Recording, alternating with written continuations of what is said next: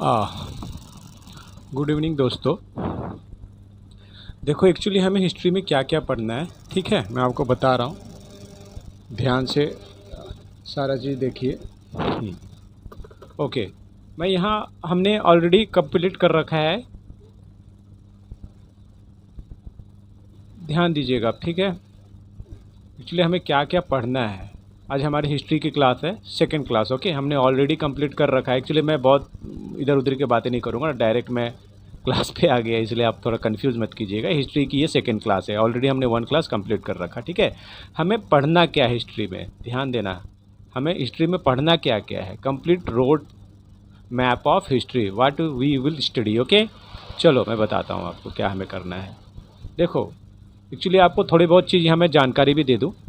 जो हमारी हिस्ट्री है ना, हम उसे 3 भागों में बांटते हैं। ये भी आती है क्वेश्चन, मैं कुछ भी बता रहा हूँ सारा का सारा इंपॉर्टेंट है, कुछ भी हवा नहीं बता रहा हूँ, ठीक है ना। ध्यान देना आप सारे बातों पे। पहला हम बोलते हैं ancient India, second middle India और मॉडर्न, ठीक है। पहले 3 भागों में जो हमने अपने पूरे हिस्ट्री को बांट रखा है, एक हो गया एंशिएंट, मिडिल और मॉडर्न, ठीक है। ये 3 भागों में हमने अपनी हिस्ट्री को बांट रखा है, ये जानना है। और हमने अभी क्या पढ़ा, कंप्लीट क्या हुआ हमारा, कुछ भी नहीं हुआ।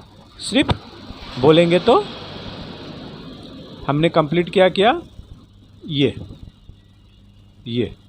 इंडस वैली पहले वाले में, जिसपे हमने Harappa, Mohenjodaro, planning, draining, great bath, seal script, इसके बारे में पढ़ा है। जो पढ़ा है पढ़ा है, जो नहीं पढ़ा नहीं पढ़ा, ठीक है। हम लोगों ने जाना, चलिए मैं भी सीखा हूँ आपके साथ, ऐसा कुछ नहीं है कि मैं बहुत वो हूँ, ठीक है ना, मुझे भी आपके साथ बहुत चीज़ सीख रहा हूँ। ओके, तो ये हो गया हम लोग। अब हमें करना क्या क्या है, देखो यहाँ पर ध्यान से, करना क्या क्या है। इसके बाद हम पढ़ेंगे आज वैदिक सिविलाइजेशन। इसके बाद इंडस वैली के बाद क्या आती है, वैदिक, जिसे हमें जानना है, जिसमें हम ऋग्वेदा, समरवेदा, यजुर्वेदा, अर्थवेदा, आर्यंस क्या क्या कौन थे, वर्ण सत्यम कौन थे, आश्रमा क्या होता है, साधा, समिति, योजना, गोट्स, इसके बारे में हम जानेंगे। उसके बाद हम पढ़ेंगे महाजनपद क्या होती है। ये हमें पढ़ना ही पड़ेगा, थोड़ा थोड़ा हमें जानना ही पड़ेगा, क्योंकि हिस्ट्री पढ़ने का एक तरीका है ना। जैसे मैंने मैथ में क्या बताया था आपको कि हम बहुत सारी चीज़ों को लेके चलेंगे तो पजल हो जाएगा, कुछ भी समझ में नहीं आएगा। पर हिस्ट्री में हमको बहुत सारी चीज़ों को लेके चलेंगे तो ही हमको समझ में आएगा। हम कुछ कुछ चीज़ पकड़ के चलेंगे तो हमें समझ में नहीं आएगा, बहुत सारी चीज़ हम छूट जाएगी, बहुत सारी चीज़ हमसे, हम, ठीक है, बहुत सारी चीज़ें छूट जाएगी, हमें सारी चीज़ लेके चलना पड़ेगा। ओके, देखते हैं कहाँ चला गया कैमरा यार, बड़ा परेशान करता है। ये जाएगा इस साइड, रुक जाओ 1 मिनट। हाँ अब ठीक है, ठीक है। तो हमें हिस्ट्री में सारी चीज़ों को लेके चलना पड़ेगा। अब सारी चीज़ों को लेके चलने में क्या, मैं मेरे बोलने का मतलब है कि हम इसे शेड्यूल वाइज पढ़ेंगे। पहले हमें अभी तो कंप्लीट एंशिएंट करना है, उसमें इंडस वैली किए, इंडस वैली जानेंगे, फिर हमें वैदिक जानेंगे, फिर महाजनपद जानेंगे, फिर जैन जानेंगे, ये पहले ये जाने, फिर वैदिक जानेंगे, फिर महाजनपद जानेंगे, फिर जैन और बुद्ध क्या होता है, फिर मौर्य, फिर गुप्त, ठीक है। ऐसे करके हमें चलना पड़ेगा, ठीक है। ऐसे करके अगर हम नहीं पढ़ेंगे तो हमें समझ में नहीं आएगा। गुप्त के बाद ये संगम है, ये पढ़े ना पढ़े, इससे बहुत कम क्वेश्चन आता है, पर थोड़ा हल्का फुल्का देख लेंगे। इसके बाद क्या आता है, ये हो गया पूरे के पूरे, ये जो टॉपिक है ना, ये हमारे पास ये जो 1 से लेकर 7 तक, 1 से लेकर 7 तक, 1 2 3 4 5 6 7, इस 7 के 7 टॉपिक्स के बारे में हमें जानना है, जिसे हम क्या बोलते हैं, एंशिएंट इंडिया बोलते हैं, ठीक है ना, हिस्ट्री में। उसके बाद मिडिल इंडिया में हमें क्या क्या पढ़ना है, दिल्ली सल्तनत, मुगल अम्पायर, शेरशाह सूरी के बारे में, अकबर के बारे में, शिवाजी के बारे में, भक्ति मूवमेंट क्या था, सूफी मूवमेंट क्या था, ठीक है, विजयनगर के बारे में जानना है। ये हमें किस में आती है, मिडिल इंडिया में आती है, मतलब हिस्ट्री के सेकंड पार्ट में आती है। अब थर्ड जो मॉडर्न एरा है, ये सबसे अंतिम में है, और क्वेश्चंस आती हैं यहाँ से बहुत ज़्यादा। इसमें हमें बहुत चीज़ पढ़ना है, यूरोपियन कैसे आए, Plassey, battle of Plassey, battle of Buxar, British permanent, इसे पढ़ेंगे, इसके बारे में हमें जानना है। उसके बाद हम ये जानेंगे वेस्ट बंगाल के बारे में, ठीक है, थोड़े बहुत जानेंगे वर्ल्ड के बारे में, ठीक है। ये ऐसे करके हिस्ट्री अगर जब तक नहीं पढ़ोगे ना, आपको समझ में नहीं आएगा। बीच बीच से कभी मुगल पढ़ लिए, कभी दिल्ली सल्तनत पढ़ लिए, तो ये उल्टा हो गया ना। मुगल के बाद, पहले दिल्ली के बाद मुगल आया था, दिल्ली आया था फिर मुगल आया था, इसके साथ इसका क्या कंपेयर है, कुछ जुड़ा हुआ है। अगर उल्टा पुल्टा पढ़ेंगे तो फिर आपको समझ ही नहीं आएगी कि ये कहानी चल के आ रहा है, ठीक है। आप ध्यान से मेरी क्लास को देखो, अब पहले वाली जो चैप्टर्स है ना इंडस वैली, इसको देखो, उससे रिलेट करोगे कि हाँ अब इंडस कंप्लीट हो गया, ऐसे ऐसे थे, हड़प्पा के लोग ऐसे थे, वहाँ की संस्कृति ऐसी थी। अब हम वैदिक सिविलाइजेशन में आएगा, अब हम यहाँ आएंगे तो यहाँ के पढ़ेंगे कि वहाँ से यहाँ क्या डिफरेंस था, फिर वहाँ से फिर महाजनपद में पढ़ेंगे, ऐसे ऐसे देखो कहाँ से, मतलब एक हम इंडस वैली देखो ऐसी जगह से आज के डेट में हम एकदम मॉडर्न इंडिया में आ गए हैं। तो कैसे आए ये हमें हिस्ट्री से पता चला और इसे पढ़ने का एक वे होता है। ठीक है, चलो टाइम वेस्ट नहीं करते हैं, तो आज हमारी क्लास होगी इस वैदिक सिविलाइजेशन के बारे में। ठीक है, तो चलो आज करते हैं वैदिक सिविलाइजेशन।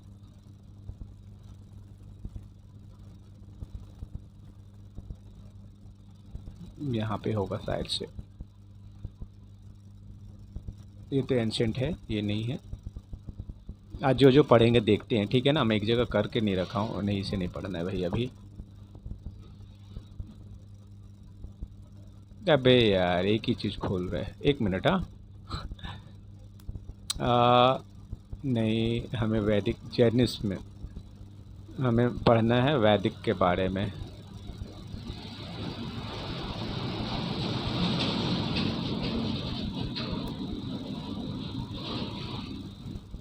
हाँ आ गया, ठीक है, चलो देखो इसे पढ़ेंगे। आज हम पढ़ेंगे, हमने पढ़ लिया ऑलरेडी, हमने कंप्लीट कर लिया इंडस वैली। अब देखो क्या है, वैदिक सिविलाइजेशन। पहले क्या था, इंडस सिविलाइजेशन थी ना, यहाँ पे हमने क्या पढ़ा था, इंडस सिविलाइजेशन। अभी हो गया वैदिक सिविलाइजेशन। अब देखो वैदिक सिविलाइजेशन में क्या कहती है यहाँ पे, अब इसको पढ़ते हैं। अब ये और ये जो मैं पेज जो बना रखा हूँ ना, एक जो इमेज है ये, बस ये काफ़ी है। आपको मोटे मोटे बुक के पढ़ने की ज़रूरत नहीं, आप इसको पढ़िए, इसमें सारे के सारी चीज़ मैंने दे रखा है, उसे भी पढ़िए। ऐसा नहीं, मैं नहीं बोल रहा हूँ कि मत पढ़िए, पहले पर इसी कंप्लीट कीजिए, ये बेसिक है। ये अगर कंप्लीट हो गया ना तो उसके बाद आप उसको सोचिए, पहले इतना ही कंप्लीट कीजिए ना, इसी में बहुत सारी चीज़ें हैं। ठीक है, चलो वैदिक सिविलाइजेशन क्या आता है देखो, यहाँ पर मैंने हिंदी और इंग्लिश दोनों में दे रखा है कि आपको आसानी रहेगी। यहाँ पर देखो, चलो इंट्रोडक्शन करते हैं वैदिक सिविलाइजेशन की।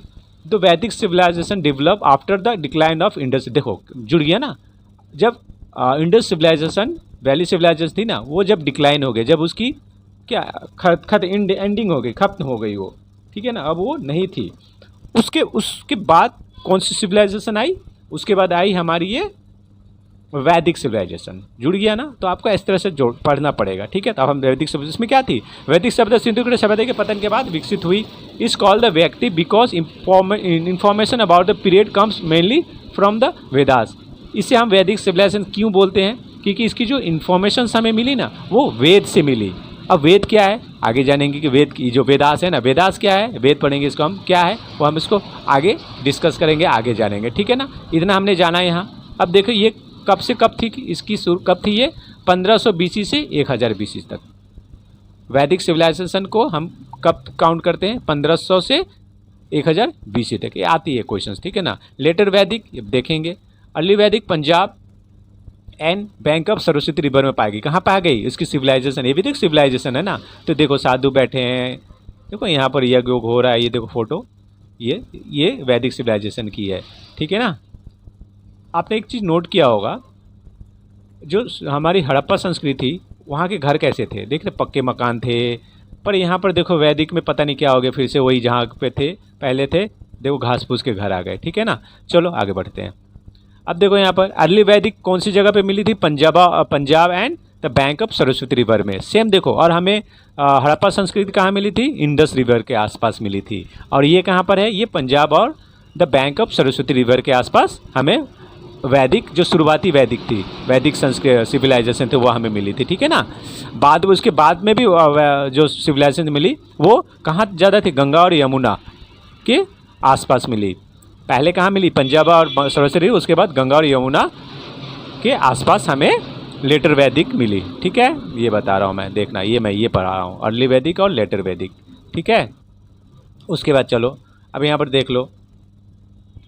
हाँ, अब क्या था, पहले जो अर्ली वैदिक थी, उसके बाद जो लेटर वैदिक, इसके बाद की बात पढ़ेंगे, इसके बाद की कहानी के बाद पढ़ेंगे। अब देखो, आफ्टर द लेटर वैदिक पीरियड मेनी किंगडम इमर्ज इन नॉर्थन। क्या हुआ था, जो हमारा जो वैदिक पीरियड था, लेटर वैदिक के बाद, इसके बाद, उसके बाद धीरे धीरे, पहले तो साधुओं का था ना, देखो साधु उधु थे पहले, इस तरह थे, इसके वेद का रचना करते थे ना हमारे साधु, आगे पता चलेगा, पढ़ो ना, इसी में ध्यान से देखो, मैं जो दिखा रहा हूँ वो देखो। ठीक है ना, उसके बाद जब लेटर वैदिक, जो गंगा और यमुना नदी के आसपास की जो संस्कृति थी, उनके पतन होने के बाद हल्का फुल्का क्या राजाओं का उत्पत्ति होना शुरू हो गया, किंगडम, राजा उसके बाद राजाओं का इमर्ज मत क्या हो गया, उनकी उत्पत्ति होनी शुरू हो गई। और सबसे पहले कहाँ पर हुई, नॉर्थ इंडिया, यानी कि हमारी कन्याकुमारी की क्षेत्र में। नॉर्थ होएगा ना, east west north, sorry east west north, sorry मैं कन्याकुमारी, ईस्ट नॉर्थ, नॉर्थ तो हमारे एरिया हो गया। नॉर्थ हमारे एरिया में जो गंगा और यमुना नदी बहती है ना, गंगा और हमारा यमुना, उस नदी में नॉर्थ साइड में, ईस्ट वेस्ट नॉर्थ, ऊपरी भारत के ऊपरी साइड में, ठीक है ना, वहाँ पर हल्का फुल्का राजाओं का चलन शुरू हो गया था, किंगडम की चलन शुरुआत हो गई थी, ठीक है ना। उत्तरी वैदिक काल के बाद उत्तरी भारत में कई राज्य जनपदों का उदय, जनपदों मतलब किंगडम, और उन्हें क्या कहा जाने लगा, महाजनपद। 10 महाजनपद, उन्हें महाजनपद कहा जाने लगा। जो लेटर वैदिक के बाद जो किंगडम का इमर्ज होने लगे ना, उनकी उत्पत्ति होने लगे, उन्हें एक नाम दिया गया, जिन्हें क्या कहा जाने लगा, उन्हें कहा जाने लगा महाजनपद, ठीक है। ये बड़ा इंपॉर्टेंट वर्ड है, ठीक है ना, ये देखिएगा बार बार आपको पढ़ना पड़ेगा और हर जगह ये मिलेगा कि महाजनपद किसे कहते हैं और महाजनपद की उत्पत्ति कब हुई। तो ये कब हुई, ये लेटर वैदिक के बाद उत्तरी क्षेत्र में इसकी उत्पत्ति हुई, ठीक है, ये जानना पड़ेगा आपको, ठीक है। अब आओ यहाँ पर टाइम पीरियड क्या है इसकी, टाइम पीरियड देखो, ये 600 से 300 BC, किसकी, ये महाजनपद की। मैं वैदिक पीरियड खत्म, उसकी कहानी उतनी थी, ठीक है ना, कब से कब हुई थी, क्योंकि वैदिक वेद थी जो इंडस सिविलाइजेशन के बाद वैदिक सिविलाइजेशन आई, उसके बाद क्या आई, महाजनपद आई, ठीक है ना, जो 600 BC से 300 BC के बीच में थी, ठीक है। अब यहाँ देखो मीनिंग, महा मीन्स ग्रेट, महा मीन्स, महा को बोलते हैं ग्रेट, और जनपद को क्या बोलते हैं, किंगडम, जो मैंने ऑलरेडी बताया, महाजनपद ग्रेट किंगडम, ठीक है ना। तो इस तरह से महाजनपद की क्या उत्पत्ति हुई, कैसे हुई, अब फिर यहाँ आपको जोड़ना पड़ेगा, विंडस वैली, वैदिक सिविलाइजेशन, उसके बाद आई क्या, महाजनपद। अब जुड़ रहा है ना सारा चीज़, हर चीज़ का देखो लेवल एक के बाद एक के बाद एक आ रहा है। तो इस तरह से हम हिस्ट्री को पढ़ेंगे तो हमें हिस्ट्री समझ में आएगा और मज़ा भी आएगा, हिस्ट्री पढ़ने में इंटरेस्टिंग लगेगा, हम कहाँ से कहाँ आ रहे हैं, ठीक है ना। अब देखो हमें जो वेदास के बारे में बताया ना, हमें जो वेद मिली थी, जो वेद काल में जो से वैसे क्या वैदिक सिविलाइजेशन में हमारी मुख्य बहुत ही इंपॉर्टेंट है, वेरी वेरी इंपॉर्टेंट, समझ लो इसे, यहाँ से तो क्वेश्चंस आपको मिलेंगे। हमारे कितने वेद है, आपने पढ़ा भी होगा बहुत जगह के वेद, हमारी 4 वेद है, और चारों वेद की क्या नाम है, एक ऋग्वेद, एक सामवेद, और एक वजुर्वेद, और एक अर्थवेद। बड़ा इंपॉर्टेंट है भाई, ये तो आप लोग जान लो। देखो एक हो गया ऋग्वेद, 4 वेद है, एक सामवेद, एक वजुर्वेद, और एक अर्थवेद। बहुत ही देखो यहाँ पर दे भी रखा है स्टार मार्क, ठीक है ना, ये एग्ज़ाम के नज़र पे एग्ज़ाम के लिए बहुत इंपॉर्टेंट है, ठीक है, ये आपको जान के रखना पड़ेगा। हमारे कितने वेद है, तो हमारे 4 वेद है, ऋग्वेद, तमरवेद, यजुर्वेद, अर्थवेद, स्टार मार्क, ठीक है। और ऋग्वेद क्या है, इट इज़ द ओल्डेस्ट वेद, जो सबसे पहली वाली ऋग्वेद, ये क्या है, ओल्डेस्ट, सबसे पुरानी वेद कौन सी है, तो हम क्या बोलेंगे, ऋग्वेद सबसे पुरानी है, ये बड़े इंपॉर्टेंट है, ठीक है ना। हिमन और प्रार्थनाएं, जो ऋग्वेद में सबसे ज़्यादा क्या पढ़ाई होती है, ये बुक है, ये वेद क्या है, एक तरह की ना ये पुस्तक है, जिनकी रचना हमारे साधु संन्यासों ने कब की थी, वैदिक काल में की थी। कब की थी, वैदिक काल में की थी, ठीक है। तो समझ में आ रहा है ना, ध्यान से सुनो, स्टोरी जैसे सुनो तब समझ में आएगा। ऋग्वेद हमारी जो 4 वेद है, उसमें सबसे पुरानी ऋग्वेद है, और वेदों की रचना किसने की थी, साधु सन्यासियों ने की थी। कब की थी, वैदिक काल में की थी। वैदिक काल कब आई, इंडियन सिविलाइजेशन के जाने के बाद हमारी वैदिक सिविलाइजेशन आई, समझ में आ रहा है। और सबसे पुरानी हमारी पुस्तक कौन सी है, कौन सी वेद है, तो ऋग्वेद है, बहुत इंपॉर्टेंट है। इसमें क्या बताया गया था, हिमन और प्रार्थनाएं के बारे में, प्रार्थना करना चाहिए, ठीक है ना, हमें शांत रहना चाहिए, ये बताया। हाइम्स एंड प्रेयर्स किसमें, ऋग्वेद में लिखा गया था। और सामवेद में क्या था, संगीत और गायन के बारे में थी, एक तरह से समझ लो, बता रहा हूँ आगे, ठीक है ना। और यजुर्वेद में क्या थी, यंत्र और अनुष्ठान के बारे में बताया गया था, सेक्रीफाइसेस, ठीक है ना, यत्न, सेक्रीफाइसेस और अनुष्ठान के बारे में, ठीक है, यत्न नहीं है, सेक्रीफाइसेस और रिचुअल्स के बारे में बताई गई थी। अर्थवेद में क्या था, विकित्स, जादू, दैनिक जीवन। अब ये मान लो एक चार पुस्तक है।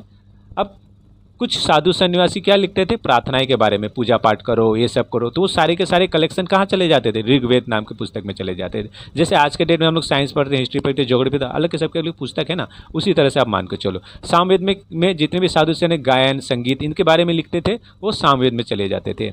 अब यहाँ पर देखो सेक्रीफाइसेस और रिचुअल, अनुष्ठान और अपनी जो आहुति दे रहे हैं, बलिदान दे रहे हैं, उसके बारे में सारी जानकारी कहाँ मिलती थी, यजुर्वेद के बाद मिलती थी।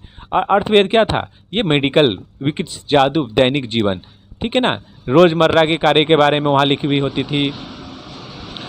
जादू हो सकता है उस समय तो जादू वादू भी बहुत होता, इस तरह की जानकारी की पुस्तक की किसके बारे कहाँ पर थी, वो अर्थवेद के बारे में थी, ठीक है ना। तो ये बड़ा इंपॉर्टेंट है, ये आपको जानना पड़ेगा, इसलिए मैंने इतना टाइम भी दिया इसमें, ठीक है ना। अब वहाँ की सोसाइटी कैसे थी, सोसाइटी डिवाइडेड 4 भागों में बटी हुई थी, बड़ा इंपॉर्टेंट है, ये सारे के सारे इंपॉर्टेंट है। और अभी आप लोगों को ना याद भी आ रहा होगा कि आप जब हिस्ट्री पढ़े होंगे ना, तो ये सारे इसके सारे चीज़ आप लोगों ने ऋग्वेद नाम पक्का पढ़ा होगा, और अभी आपके दिमाग में कहीं ना कहीं खटक हिल रहा होगा कि हाँ ये हमने पहले पढ़ा है, ठीक है। अब देखो हमारी सोसाइटी कितने भागों में बटी हुई थी, ये भी सभी को मालूम होगा, ब्राह्मण, क्षत्रिय, वैश्य, शूद्र, याद आ रहा है कुछ, थी ना। सबसे ऊपर में जो रहते उसे क्या बोलते थे, ब्राह्मण बोलते थे, उसके बाद क्षत्रिय माना जाता था, उसके बाद वैश्य माना जाता था, उसके शूद्र माना जाता था, ठीक है ना। मुझे हल्का हल्का डिटेल तो यहाँ दे नहीं रखा है, पर हल्का हल्का मुझे पता है, देखो बता देता हूँ। आप इतना जानो कि 4 भागों में सोसाइटी डिवाइडेड थी। व्रत जो पूजा पाठ में सबसे ऊपर वाली जो है ना, ब्राह्मण समाज, जो पूजा पाठ में राजाओं की, राजा तो आ गए थे ना उस समय, आप लोगों को तो पता हल्का हल्का क्योंकि उत्तर भारत में भी तो पढ़ा हम लोगों ने, उत्तर भारत में राजाओं का आगमन शुरू हो गया। तो ब्राह्मण ये पूजा पाठ, क्षेत्रीय, ठीक है ना, ये सेनापति, सेना के क्षेत्र में आते थे, याद रहोगा, क्षेत्रीय किस में थे, सेना, लड़ाकू होते थे। वैसे ये बिजनेस, जितने भी व्यवसाय, जितने भी बिजनेस होते थे ना, वो उस कैटेगरी के लोग वैश्य में आते थे। और शूद्र सबसे छोटे जात के, जिनका काम राजाओं ब्राह्मणों के घरों में, मतलब छोटे काम भी होते, अब समझ जाओ, गट्टर उटरी, तो मतलब मैं नहीं बोलूँगा, आप लोग समझ जाओ, सबसे छोटे निम्न वर्ग के जो काम होते थे ना, वो शूद्र, वहाँ पर उनको उन कैटेगरी में रखा जाता। आज के डेट में भी है, जाति प्रथा है, उसी में से ये इस तरह के आज भी तो है, ठीक है ना, वही है, यहाँ उस समय से चली आ रही है, समझ लो। अब ये जाति प्रथा अभी आपको पता चलेगा, ये भाई वो हमारे ऋग्वेद से चल रहा है, उस समय से आज तक वो भारत में अभी तक चल रहा है, सोचो, ठीक है। तो ये आपको जानना जरूरी है ना। अब देखो यहाँ पे, अरे यार क्या हो गया ये, हाँ, अब देखो यहाँ पे फैमिली वाज बेसिक यूनिट, ये हमारी परिवार के मूल इकाई थी। Father was the head of the family, was the basic unit, ठीक है। Father was the head of the family, जो उनके पिता थे, घर के पिता, जो प्रमुख कहलाए जाते थे, जो आज के डेट में भी हम उनको अपने घर के जो पिता है उनको हम अपने सबसे प्रमुख मानते हैं, ठीक है ना। किंग वाज कॉल्ड, राजा, इसमें देखो, और क्या है, पॉलिटिकल सिस्टम कैसा था उस समय, सोसाइटी के बारे में तो हमने जान लिया, ये जो थी ना, ये सोसाइटी थी, ठीक है, ये सोसाइटी उस समय थी ऋग्वेद की, सॉरी, हाँ, ये तो मैं क्या बोलते हैं, यार क्या था ना, ये वैदिक समय के समय फिर ना, ये सोसाइटी थी, ब्राह्मण क्षेत्र 4 भागों में बांटे थे। क्वेश्चंस आते हैं, देखिएगा, आप लोग बोर मत होइए, ठीक है ना, एक्चुअली है हिस्ट्री, पर ध्यान से पढ़िए, अच्छा लगेगा। मैं फटाफट भाग सकता हूँ, लेकिन फिर समझ में नहीं आएगा ना, क्या फ़ायदा पढ़ाने का, क्या फ़ायदा पढ़ने का, सॉरी, क्योंकि मैं भी तो सीख रहा हूँ, मुझे भागना नहीं है भाई। अब देखो, किंग वाज कॉल्ड, राजाओं को क्या बोला जाता, राजन के नाम से बोला जाता था, ठीक है। No permanent army in the, कोई परमानेंट आर्मी सिस्टम उस समय अर्ली वैदिक के समय में नहीं थी, ठीक है ना। सेना नहीं, अस्थाई सेना थी, परमानेंट सेना, जिसके जितना दिन करना है करो, नहीं करना चले जाओ भाई, ठीक है ना। 2 समाज में थे, सभा और समिति, हाँ, बड़े इंपॉर्टेंट असेंबलीज होती थी। पहले क्या होती थी, सभा और समिति होती थी, लोग राजा आपस में बैठते थे और लोगों से बातचीत करते थे कि आगे क्या करना है, नहीं करना, बड़ा इंपॉर्टेंट, ये भी फैक्ट, इंपॉर्टेंट फैक्ट है। देखो ये फैक्ट, सभा और समिति एडवाइस द किंग, जो सभा और समिति में जो मंत्री हुआ करते थे ना, वो राजाओं को एडवाइस देते थे। तो एक क्वेश्चन आ सकता है, आता है ये, सभा समिति क्या है, ठीक है। अभी यहाँ आते हैं 16 महाजनपद, हाँ, ये बड़ा इंपॉर्टेंट है, देखो इसको थोड़ा जूम कर लेते, ये बड़ा क्वेश्चन हमेशा आता है, आपको पढ़ना हमेशा, ये हर जगह ये आपको प्रॉब्लम देगा, ठीक है। थोड़ा एक बार पढ़ लेते थे, क्या देखो, 16 महाजनपद, ठीक है ना, मतलब वैदिक काल में जो महाजनपद क्या हो गया, किंगडम, ध्यान देना, उस समय के 16 इंपॉर्टेंट राजाओं के नाम, राजाओं के काल है ये, मतलब हड़प्पा संस्कृति, सिविलाइजेशन हो गया, उसके बाद वैदिक सिविलाइजेशन आया, उसके बाद ये 16 राजा थे जिनका एक के बाद एक के बाद एक का बाद एक आना आगमन हुआ। सबसे पहले समझ में आ गया ना, इसे महाजनपद क्या हो गया, समझो, ध्यान समझना। हम अब कहाँ मुड़ रहे हैं, हम हड़प्पा से साधु से वैदिक काल में गए, वैदिक काल से अब राजा, और वैदिक काल तक राजा नहीं था, पर उसके बाद शुरुआत हो गई, सबसे पहले नॉर्थ में राजा आई, ठीक है ना। तो पहला राजा कौन था, अब राजाओं के उसमें हम घुस रहे हैं। उसके बाद देखना एक से बड़ा बड़ा इन 16 के बाद, इन 16 राजाओं के बाद ना बड़े बड़े राजा आए, ठीक है ना। उनका अलग से एक बड़ा बड़ा बड़ी बड़ी पुस्तकें है, पर हमें उतना नहीं पढ़ना, ठीक है ना। अब देखो आप समझ में आ जाएगा, ठीक है ना, हम किसके क्या क्या पढ़ने जा रहे हैं। पहला मगध, मगध राजा ये था सबसे, मतलब है, इसके बारे में भी पढ़ेंगे, आपने सुन ही लिया मगध, सोच के क्या होगा। ये मगध हमारा एक किंगडम था और इसकी राजधानी क्या थी, राजगिरा। बहुत इंपॉर्टेंट है, ये देखना आता है, मगध और इसकी राजधानी क्या थी, राजगिरा। उसके बाद कौशल, श्रीवस्ती, उसके बाद वत्स, ये सब राजा, ये किंगडम है। किंगडम क्या होती है, एक राजा का पूरा समय काल, ठीक है ना। अवंती, उज्जैन, ये कैपिटल है और ये किंगडम है, ओके। काशी, वाराणसी, वैज्य, जैसे मान लो आप किंगडम है, समझ रहे ना, महाजनपद, जैसे कि पश्चिम बंगाल की राजधानी क्या होगी, कोलकाता, इसी तरह से उस समय इस तरह के नाम थे, बस इतना समझो। मल्ला, कुशीनगर, कुशीनगर बहुत इंपॉर्टेंट है, आप जानोगे आगे जाके क्यों कुशीनगर इंपॉर्टेंट है। ये देखो यहाँ चेदी क्या है, सुक्तिमती, कुरु, अब ये पढ़ लेना, हाँ ठीक है ना। यहाँ से इतना कुछ खास आता नहीं है, पर एक बार दिमाग में बैठा लेना, ये 16 किंगडम है और उसकी ये कैपिटल है, ठीक है। मैं एक एक नहीं पढ़ूंगा, मुझे इंपॉर्टेंट मगध है, कौशल्या है, 2 इंपॉर्टेंट है, ये मुझे जानना है, ठीक है। इतना मुझे याद भी नहीं रहेगा, मुझे इतना पढ़ना भी नहीं है, आप लोग देख लीजिएगा अपना। अब देखो यहाँ इंपॉर्टेंट रूलर्स, महत्वपूर्ण शासक उस समय के कौन थे, बहुत अच्छा है, देखो बिम्बसारा, बिम्बिसार आपने पढ़ा होगा, किंग ऑफ मगध, मैं मगध बताया ना, जो मुझे मगध के बारे में जानना है। तो मगध का राजा कौन था, बिम्बसार, कौन था, बिम्बसार। मगध के राजा कौन थे, ये बिंदुसार बोलेंगे, नहीं तो बिम्बसार थोड़ी ना था ये, ठीक है ना। चलो ये बिम्बिसार थे, ठीक है ना, बिंदुसार बोल सकते हैं, बिम्बसार। कहाँ का राजा थे ये मगध के राजा थे, बिम्बिसार। आ सकता है question, who was the king of Bimbisara, oh sorry, who was the king of Magadha, king of Magadha. तो अब हम क्या लिखेंगे, वहाँ ऑप्शन रहेगा बिम्बिसार, अजातशत्रु, मगध, तो हमें बिम्बिसार टिक करना पड़ेगा, ठीक है। बिलोंग टू द हरियांग डिंसिटी, हरिवंश के हरवंश वंश के से थे ये, ठीक है, हरवंश वंश के थे ये, हरियंग का वंश। एक्सपेक्टेड मगध थ्रू द, अच्छा इतना नहीं जानना, हमें जानना है कि ये इसके मगध के राजा कौन थे, बिम्बसार, हमें इसी इतना इंपॉर्टेंट रहता है। देखो अजातशत्रु वो कौन थे, बिम्बसेरा के, अच्छा ये जो बिम्बसेरा के पुत्र का नाम ही था क्या, अजातशत्रु, ठीक है ना। अजातशत्रु ये भी मगध के राजा, बिम्बसेरा उसके पिता, उसके बाद हुए अजातशत्रु, देखो सन ऑफ बिम्बसेरा है, ठीक है। स्ट्रेंथेड मगध को इन्होंने और ही मजबूत किया था उनके बेटा ने, इसके बारे में। अजातशत्रु कौन थे, तो ये मगध के राजा थे और किसके पुत्र थे, बिम्बसेरा के पुत्र थे, ठीक है ना। ठीक है, यहाँ पर देखो इसको इन्हें हरा दिया था किसने, वेजी कॉन्फ्लिक्ट। अब समझ में आ रहा होगा आपको, ठीक है ना। ये एक पेज ही इतना कुछ है कि इसी को याद करने में आप लोग सोच रहे यार इतना कुछ, तो और पुस्तक पढ़ के तो हो जाएगी हमारी हालत। इसी को पहले जान लो, वो इतना ही बहुत है तुम्हारे लिए, आपके लिए, सॉरी। अब देखो मगध, ये देखो ये जो है ना हमारा ये पूरा क्षेत्र, देखो ये मगध का क्षेत्र, इतने दूरों में पूरा ये मगध फैला हुआ था। अब देखो, हाँ यहाँ एक चीज़ मैं बता देता, हम अब मैप को कैसे पूरब पश्चिम पढ़ेंगे। देखो पूरब इधर, ईस्ट वेस्ट नॉर्थ, ये हो गया हमारा ईस्ट, ये हो गया वेस्ट, ये हो गया नॉर्थ, ओके, और ये हो गया south, east west north south. ऐसे हम पढ़ते हैं किसको, मैप को, ठीक है। तो कहाँ पर हुआ था, हमने ऑलरेडी जान रखा कि हमारे नॉर्थ में सबसे पहले राजाओं की उत्पत्ति, किंगडम की शुरुआत हुई थी। और उसमें देखो यहाँ पर ये मगध है ना, उत्तरी क्षेत्र में मगध, जो हमारे राजा थे अजातशत्रु, उनके पुत्र बिम्बसार के पुत्र थे अजातशत्रु। और मगध मोस्ट पावरफुल, देखो मगध क्या था, उस समय का सबसे शक्तिशाली था, क्यों था वो पढ़ेंगे हम लोग आज। देखो ये जो है ना, ये क्षेत्र, ये पूरा मगध के क्षेत्र में आता, और ये इंपॉर्टेंट है, पावरफुल भी था। यहाँ पे से एक्चुअली बहुत कारण है, यहाँ पे ज्योग्राफी की, अब यहाँ पर मैं आपको ज्योग्राफी में ले जाऊँगा।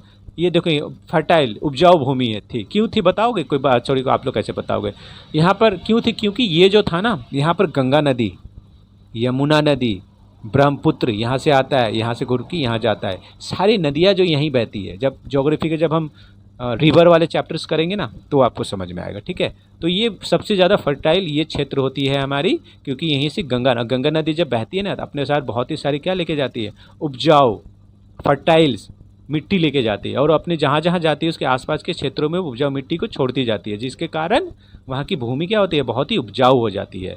कहाँ मैं हिस्ट्री से ज्योग्राफी में पहुँच गया, ठीक है। चलो हटाओ, अभी समझ लो आप इसको, ज्योग्राफी में पढ़ेंगे तो अच्छा रहेगा। अब इतना समझ लो कि ये है आयरन और डिपॉजिट, यहाँ पर आयरन लॉस भंडार बहुत मिलते थे, ठीक है। एलिफेंट और टाइम्बर थे। चलो स्ट्रॉन्ग आर्मी थी, गुड ट्रेड ऑफ रूट्स थी, रूट्स भी यहाँ पर जी नदी थी ना, यमुना नदी, गंगा नदी, तो उसी के थ्रू वो बिजनेस बहुत अच्छी तरह से कर पाते थे। इसी कारण मगध क्या हो गया, बहुत ही शक्तिशाली और इम्पोर्टेंट उस समय का किंगडम हो गया, ठीक है।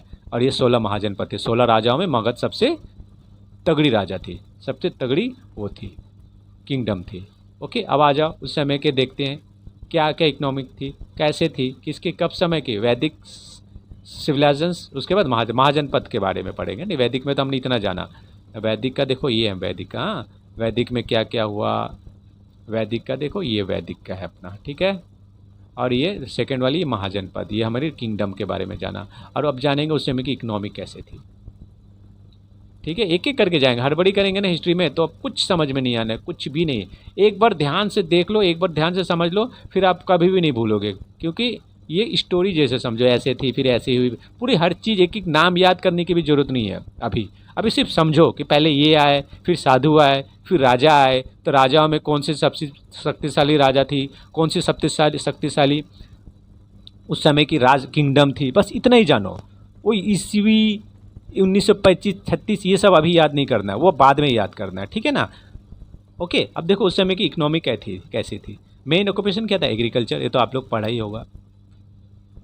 ये क्या था, एग्रीकल्चर सबसे अर्थव्यवस्था जो सबसे इकोनॉमी में थी, और पशुपालन, ये सब लोग आपने हिस्ट्री में पढ़ा ही होगा, ठीक है ना। ये देख लो रिलीजन्स थे, हाँ उस समय के जो धर्म रिलीजन्स थे ना, उस समय मूर्ति पूजा बहुत कम होता था, समझ गए ना। मूर्ति पूजा अभी के जैसे हम करते हैं, हम नेचर को पूजा करते थे, ये बड़ा इंपॉर्टेंट, ये पॉइंट आता है, ठीक है ना। नेचर को हम वो करते थे, देखो प्राकृतिक पूजा, जैसे वर्षा हो रही है ना, रेन, उसकी पूजा होती थी, ठीक है।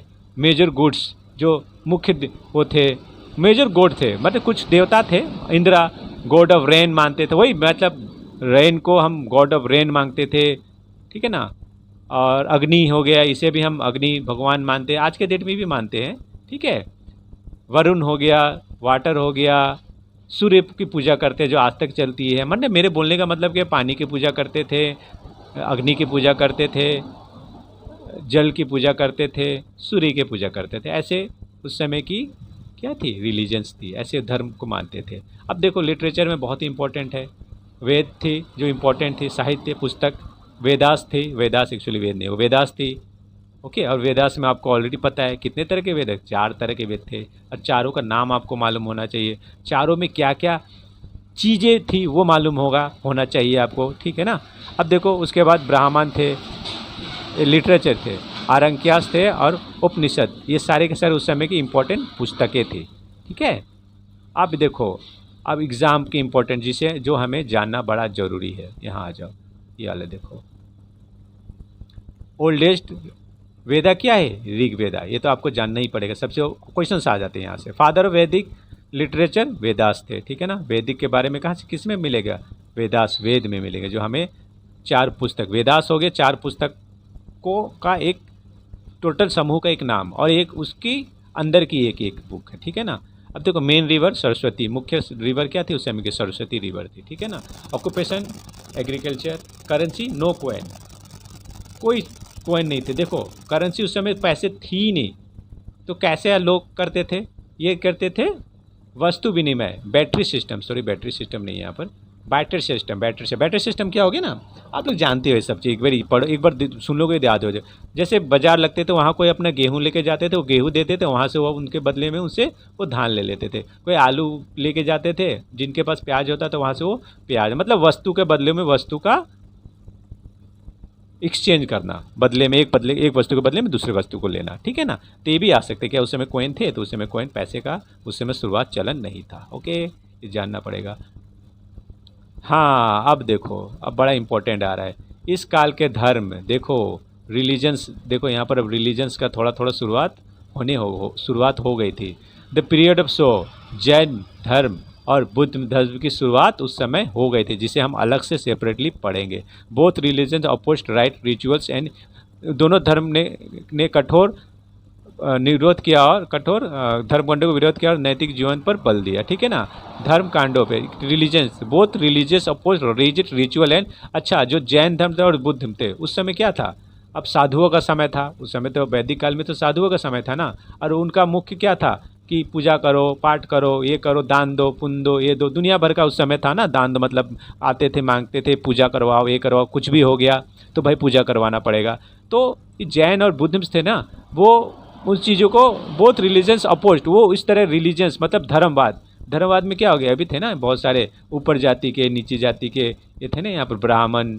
समझने की कोशिश करो, जैन और बुद्ध का धर्म जब वो जो किसके अपोज, वो क्या पसंद नहीं करते, तो वो ब्राह्मण समाज, क्षेत्रीय, मतलब इनको पसंद नहीं, ऐसे समाज ना हो, ऐसे लोगों को इस तरह से बांटा ना जाए, कोई ऊपर जात के, कोई नीचे जात के, ऐसे ना हो, ठीक है ना। ये कौन चाहते थे, वो जैन और बुद्ध के लोग जानते थे। मतलब एक सोसाइटी बनने लगे जिसमें कुछ लोग जैन धर्म में जाने लगे, कुछ बुद्धिस्ट में जाने लगे, और उनका मानना था कि हमें किसी भी रिलीजन्स को नहीं मानना है, हमें किसी भी रिलीजन्स के अंदर में नहीं रहना, ना हमें ब्राह्मण बन कर रहना है, ना क्षत्रिय बन कर रहना है, ना विश्व बन के, मतलब यहाँ पर जो थे ना हमारे जो चार थे,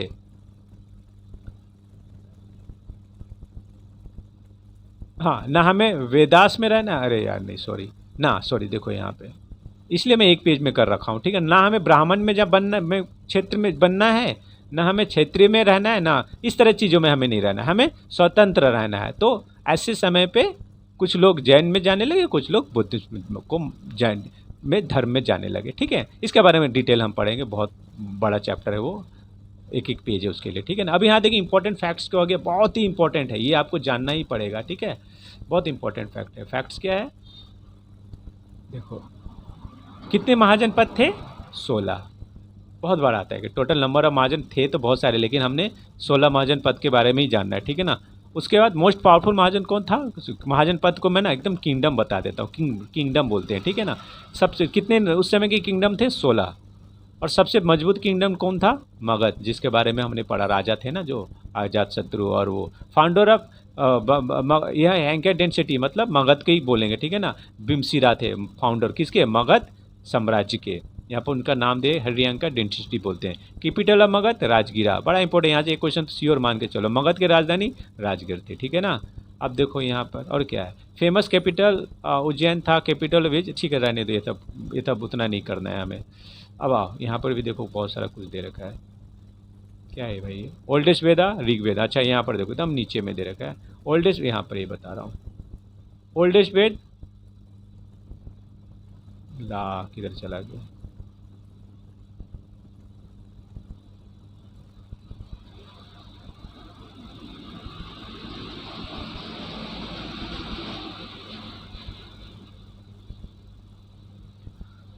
ये इंपॉर्टेंट वन लाइनर है, ओल्डेस्ट वेद, ये सब आप लोग पढ़ लेना, ठीक है ना।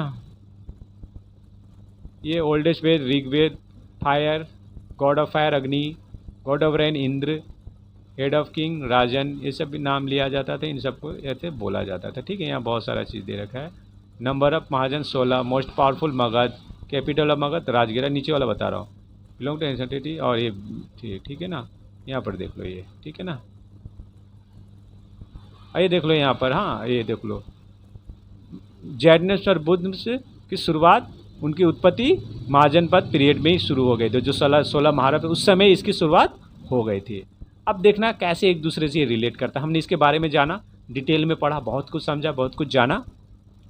अब हम जाते हैं आगे बढ़ते हैं थोड़ा, अब आपको समझ में आएगा कि कैसे ये कहानी एक दूसरे से जुड़ी हुई है, ठीक है, मैं बता रहा हूँ अभी।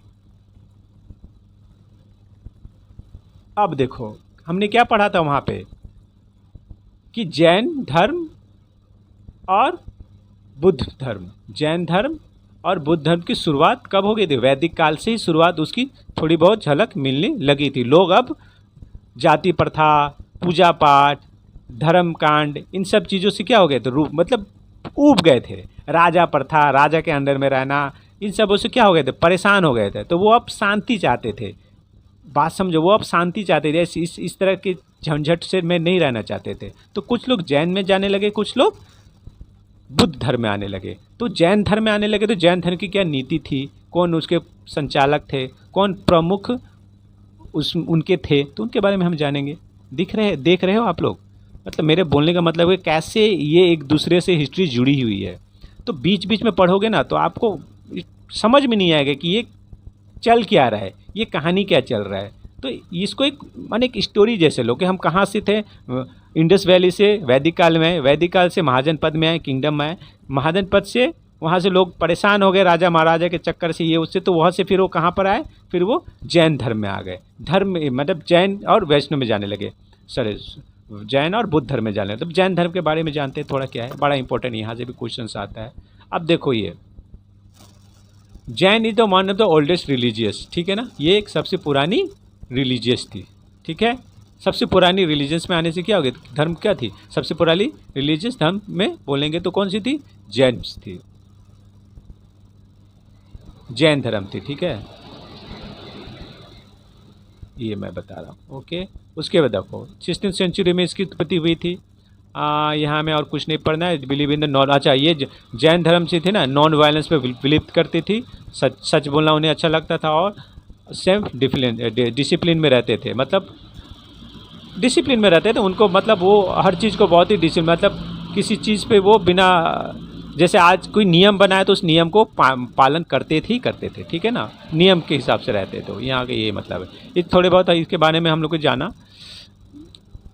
हाँ देख लो, यहाँ पे एक्चुअली मैं एक चीज़ बताऊँगा, आगे बताऊँगा, ठीक है ना। यहाँ पर और कुछ नहीं है, मोक्ष बोले द पाथ 10 मोक्ष मिलती थी। अच्छा यहाँ पर आ जाओ, इसमें और कुछ नहीं है, ठीक है, फर्स्ट वाले में। अब देखो 24 तीर्थ करंस, ये बड़ा जानना हमें जरूरी है, ठीक है ना। जो इसके संस्थापक में ना सबसे पहला नाम जो है, ये जो है ना 24, ये बड़ा इंपॉर्टेंट टॉपिक है ये 24 तीर्थंकर्स, ठीक है ना, 24 24 तीर्थंकर। इसमें सबसे पहला जो जैन धर्म की जो शुरुआत जिन्होंने किया था, जो इसके जो इनके शुरुआती क्या बोल सकते हैं उसको, जो संस्थापक थे, जो इन्होंने शुरुआत की थी, वो क्या थे, ऋषभनाथ। उनका नाम क्या था, ऋषभनाथ। तो पहले तीर्थ रत्न कौन थे, ऋषभनाथ थे, और अंतिम कौन थे, महावीर थे। ये बहुत इंपॉर्टेंट है, कभी पूछ लेते हैं। 24 तीर्थ हंकर्स में पहले क्या नाम था, कौन थे। 24 में तो जैन धर्म के शुरुआत किसने की थी, तो ऋषभनाथ ने की थी। ये जान लेना, आ जाता है क्वेश्चन में।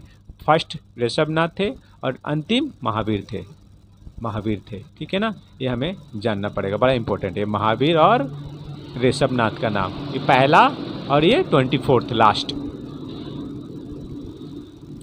अब महावीर के बारे में जानते, जो अंतिम जो थे ना उनके बारे में थोड़ा जानते हैं। देखो महावीर कौन थे, ये महावीर कौन थे, उनका जन्म कब हुआ था, 599 BCE में आसपास होता है। एग्जैक्टली तो कोई नहीं बता पाएगा ना, मेरा फेस कहाँ चला गया यार, तो इधर आ जा भाई। हाँ एग्जैक्टली तो किसी को नहीं पता है, बस अप्रोक्स मान लेते हैं। 590 आएगा भी नहीं, ये क्वेश्चन आ भी सकता है भाई, देख लो। बर्थ प्लेस कहाँ था, कुदाल, वैशाली बिहार में हुआ था उनका, ठीक है, वैशाली जिला में। अभी उनका अभी वैशाली नाम है, पहले क्या था, कुंदलपुर नाम था। पहले क्या नाम था, क्या हो जाए पेन क्यों, पहले क्या नाम था, कुंदलपुर नाम था, ठीक है। अब देखो यहाँ पे, उसके बाद सिद्धार्थ, उनके फादर का नाम क्या था, फादर का नाम था सिद्धार्थ, मदर का नाम था त्रिशाला, गोत्र, अच्छा गोत्र भी दे दिया, ठीक है ना। मैरिड किससे की थी, किससे किया था उन्होंने, यशोदा से किया था। उनके बेटी थी प्रिया दर्शना, ठीक है ना। उन्हें घर कब छोड़ दिया था, ये सब क्वेश्चन आते हैं भाई, मैं ऐसे नहीं बक रहा हूँ, ठीक है ना, आ जाते हैं कभी कभी। घर उन्होंने छोड़ दिया 30 साल की उम्र में छोड़ दिया था, ठीक है ना। और केवल ज्ञान, जो 42 में उन्हें ज्ञान की प्राप्ति हुई थी। फर्स्ट सिमरन में पहला जो है ना, फर्स्ट सिमरन पहला उन्होंने अपना क्या बोलते हैं उसको, ज्ञान बांटा था, लोगों के बीच में दिया था। कब दिया था, वैशाली में दिया था, ठीक है। रिजुपालिका, ठीक है ना, नरवाना, ठीक है। और उनका देहांत कब हो गया था, निर्वाणा का मतलब देहांत होता है, ठीक है। देहांत कब हो गया था, 527 BCE पावलपुरी, यानी बिहार में जन्म हुआ था, बिहार में ही उनका देहांत हो गया था। ठीक है, तो ये सब जानना पड़ेगा हमें थोड़ा कि महावीर कौन थे, महावीर का जन्म कब हुआ था, उनका मृत्यु कब हुआ था, ये सब थोड़ा इम्पोर्टेंट है। जन्म, मृत्यु, उन्होंने पहला अपना जो भाषण नहीं बोलेंगे, ज्ञान, हाँ इसको ज्ञान बोलेंगे, ठीक है ना। उन्होंने अपना पहला ज्ञान कब दिया था, तो एट रिजू पालिका में दिया था, वैशाली में दिया था, ठीक है ना। तो ये सब जानते हैं। उन्हें केवला ज्ञान, उन्हें खुद का ज्ञान एक्चुअली उस समय था ना, अब इन्हें ज्ञान मिल गया ऐसे बोलते थे। तो 42 ईयर्स में उन्हें पूरी तरह से मान लिया गया था कि ये अब पूरी तरह से ज्ञानी हो गए हैं, अब इनके बातों को हम जैसे बोलेंगे, ठीक है ना। मैं जितना यहाँ पर लिखा है मैं उतना ही बोल रहा हूँ, ठीक है ना। अब जैन धर्म वाले जो होंगे उनको तो बहुत कुछ मालूम होगा, उनसे मैं कहा। अब देखो यहाँ पे, अच्छा इनके 5 बहुत ही इंपॉर्टेंट बातों पे ग्रेट वॉच थे, ठीक है ना। पंच महावीरा बोला जाता है। 5 मंत्र इनके बहुत ही इंपॉर्टेंट है जो जानना है। अहिंसा, नॉन वायलेंस, कौन थे महावीर के 5 मेन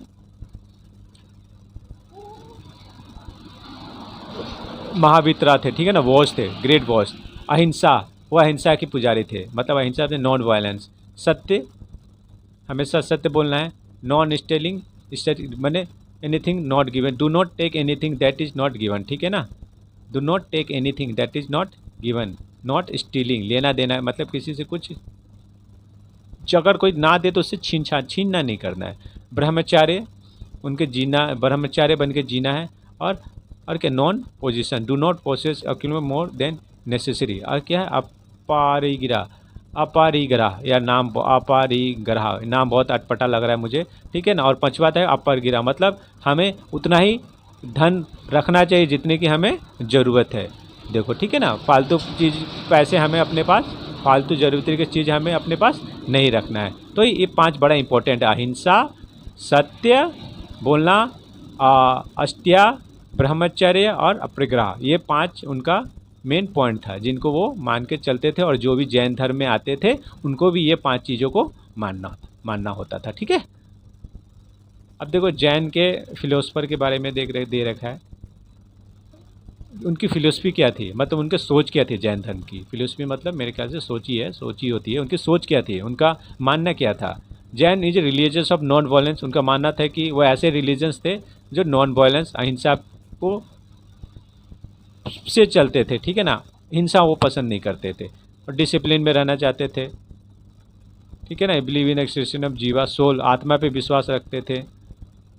और soul is external, is tempt the karma, soul क्या है, वो बाहरी है, इसे कर्म बांधे। ये सब पढ़ लेना आप लोग, ठीक है ना। ये सब आता नहीं, इसलिए मैं सिर्फ देख रहा हूँ। मेन प्रिंसिपल क्या है, ट्रूथ है, मैंने सब, ठीक है। आगे बढ़ते हैं, यहाँ कुछ भी नहीं है। अच्छा ये जान लो, ये यहाँ से आता है sects of Jain. Sects of Jain इसका मतलब जैन के जो, समझ लो जैन को धर्म को मानने वाले, मैं जो इंपॉर्टेंट है मैं बता रहा हूँ, यहाँ से क्वेश्चंस आते हैं।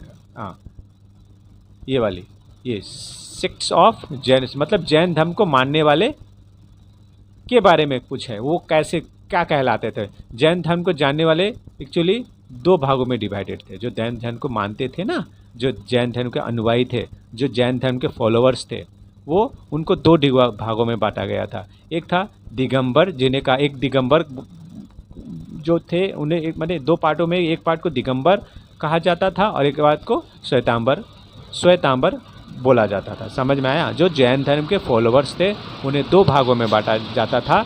एक का नाम था दिगंबरा और एक का नाम था श्वेतांबरा। ओके, तो अब दिगंबरा का मतलब क्या हो गया, स्काई क्लेड, वाइट क्लेड, ठीक है ना। ये ब्लू कलर के, मतलब ब्लू स्काई क्लेड उन्हें नाम, मतलब इस दिगंबरा का मतलब क्या हो गया, आसमान, ठीक है ना, स्काई क्लेड। और श्वेतांबर, श्वेत का मतलब क्या था, सफ़ेद क्लेड, ठीक है ना। ये हमेशा ये 2 चीज़ मान लो, ठीक है ना। अच्छा उनके पहनावा कैसे थे। और जो दिगंबर थे ना, मॉन्क्स डू नॉट वेंग, मॉन्क्स मतलब क्या हो गया, जो साधु थे। मॉन्क्स का मतलब तो साधु हुआ ना। तो जो जैन धर्म को मानते थे और जो दिगंबर में ग्रुप में थे, दो भागों में बटी हुई थी ना। तो दिगंबर ग्रुप में जो बटी हुई थे ना, उन्हें उन साधुओं, वो साधुए जो थे वो कपड़े नहीं पहनते थे, ठीक है। और जो मॉन्क्स जो श्वेतांबर में थे वो वाइट क्लोथ पहनते। ओके, श्वेत से तो हमें पता ही चल रहा वाइट होता है। वो क्या कपड़े कैसे कपड़े पहनते थे, वो वाइट क्लोथ्स पहनते थे, ठीक है। और वुमेन और जो महिलाएं दिगंबर में उनको उनकी अनुमति नहीं थी, और जो श्वेतांबर में थे उनमें महिलाएं भी अनुयायी फॉलोवर्स बन सकते थे। ठीक है, तो ये बहुत सारा चीज़ है। एक्सेप्ट एनी एक्सेप्ट अगर देखो यहाँ पर स्क्रिप्चर दे रखा है, तिलक रत्न देखा, फॉलोवर्स देखा है। फॉलोवर्स में जो फॉलोवर्स थे ना, मोर इन साउथ इंडिया में दिगंबर के ज़्यादा फॉलोवर्स थे और श्वेतांबर के नॉर्थ इंडिया में ज़्यादा फॉलोअर्स थे। ये आप लोग पढ़ लेना, ठीक है ना, यहाँ से इंपॉर्टेंट आता है। मेन ये दिगंबर 2 भागों में बटा था, यही ज़्यादा पूछा जाता है। और जैन काउंसिल्स थे, ठीक है ना, यहाँ पर देख लो आप लोग, बहुत सारा चीज़ दे रखा है। 7 नंबर। अब 8 नंबर में आते हैं, ठीक है ना।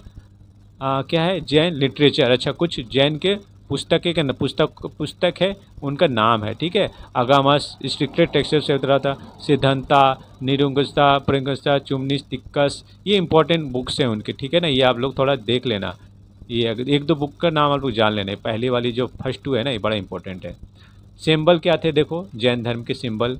जैन धर्म के सिंबल्स हमें अहिंसा सिंबल, देखो अहिंसा, अरे मैं याद दिखा दूँ, देखो ये